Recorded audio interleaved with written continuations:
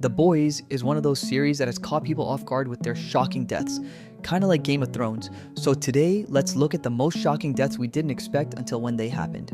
The very first episode of The Boys wastes no time showing us just how brutal this world of superheroes really is. We meet Huey, an ordinary guy, awkward but happy and in love with his girlfriend Robin. They're standing on the sidewalk, sharing a tender moment, talking about their future together. It feels sweet, almost cliche, until it doesn't. In a split second, everything changes. A-Train, the fastest man alive, comes barreling down the street. He's moving so fast that Huey doesn't even see him until it's too late. And then, Robin is gone. Not just gone, but obliterated. One moment she's holding Huey's hands, the next he's left clutching nothing but blood. The camera lingers on Huey's stunned face, and we realize this isn't your typical superhero show. Robin's death is shocking, not just because of the gore, but because of what it represents. It's the catalyst for Huey's entire journey. It's the moment he understands that supes aren't heroes. They're reckless, dangerous, and untouchable. And it's the moment we, as viewers, understand the rules of The Boys. No one is safe, not even the innocent. When we think back to season 1 of The Boys, one of the most unforgettable moments is the shocking death of Translucent. At first, he seemed untouchable. Literally. His skin was impenetrable, making him nearly invincible. But that invincibility also made him arrogant, and it set the stage for one of the most jaw-dropping twists early in the series. The Boys captured him, but they quickly realized conventional weapons couldn't break through his diamond-hard skin. That's when Frenchie came up with the unthinkable plan: plant a bomb inside him. It was gruesome, it was desperate, and it was the only way. The real shock, though, wasn't just the method, it was who pulled the trigger. Huey, the timid everyman who had just lost his girlfriend to a train's reckless speed, was forced to make the choice. In that moment, Huey crossed the line.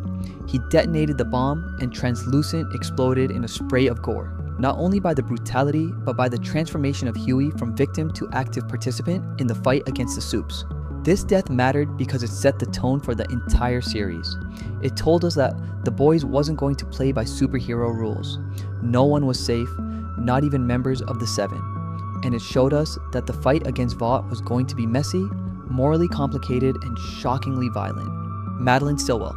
If Translucent's death set the tone for the series, Madeline Stillwell's death cemented it. Stillwell wasn't a superhero, but she was arguably more powerful than most of them. As Vaught's VP, she controlled the Seven, managed Homelander's fragile ego, and pulled the strings behind the curtain. She was the ultimate corporate puppet master. But her relationship with Homelander was complicated. Equal parts maternal, manipulative, and disturbingly intimate. She was the only person who seemed able to keep him in check. And that's why her death was so shocking, because it proved that even she couldn't control the monster she helped create. In the season 1 finale, Homelander confronts her after realizing she's been lying to him. And instead of the usual smug smile and clever spin, she's terrified. For once, the master manipulator is completely powerless. And then, in a moment that made fans gasp, Homelander kills her. Brutally, without hesitation. No more corporate leash, no more maternal figure, just pure, unrestrained Homelander. What makes this death so impactful is that it wasn't just about Stillwell. It was about Homelander crossing a line. Up until then, there was this tiny hope that someone could rein him in, but with Stillwell gone, that hope evaporated. It was shocking, it was disturbing, and it told us one thing loud and clear: Homelander answers to no one. Black Noir was always one of the most mysterious members of the Seven.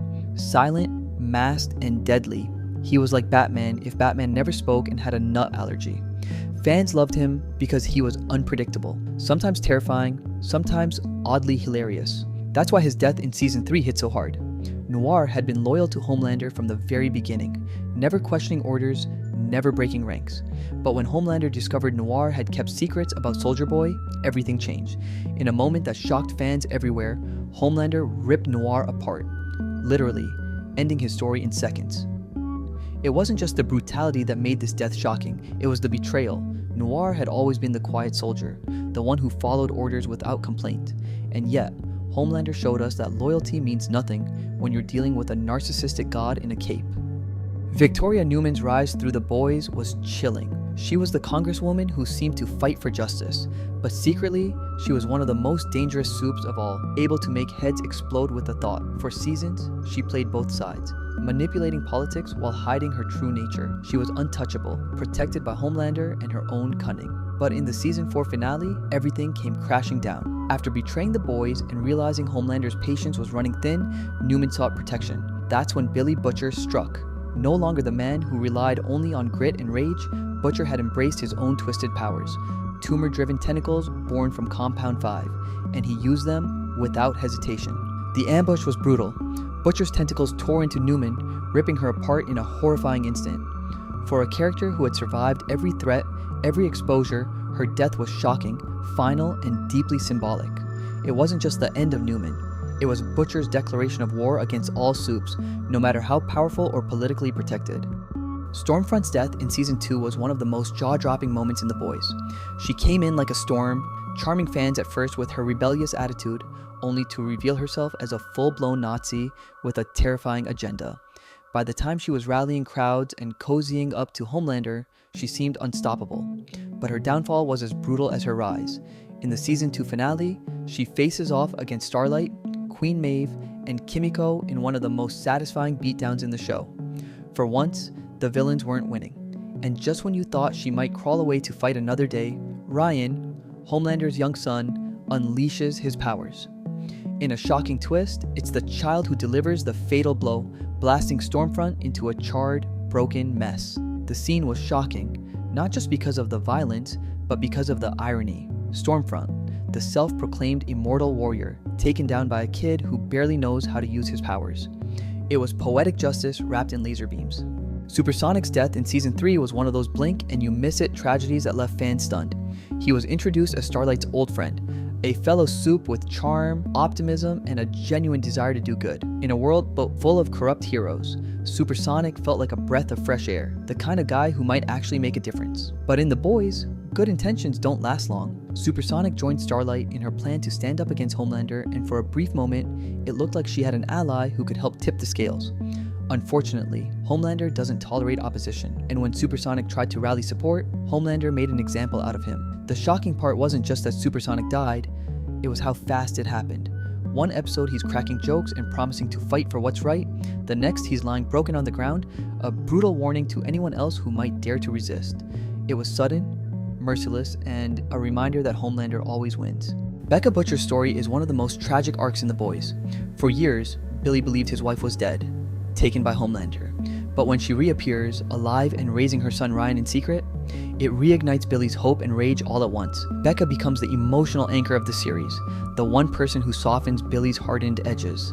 In the Season 2 finale, everything comes crashing down. Becca is caught in the chaos between Homelander, Stormfront, and Ryan. As Stormfront attacks, Ryan unleashes his powers for the first time. His heat vision saves Becca from Stormfront, but tragically, it kills her in the process. In one horrifying instant, Billy's worst nightmare comes true. He gets his wife back, only to lose her again. Her death is devastating because it's accidental, caused by the very child she fought to protect. It leaves Billy broken, staring at Ryan with a mix of grief and fury. But instead of blaming the boy, Billy makes a choice to honor Becca's last words and protect Ryan from Homelander. That moment reshapes Billy's path, turning his vendetta into something more complicated, a fight not just against Soups, but for the boy his wife loved.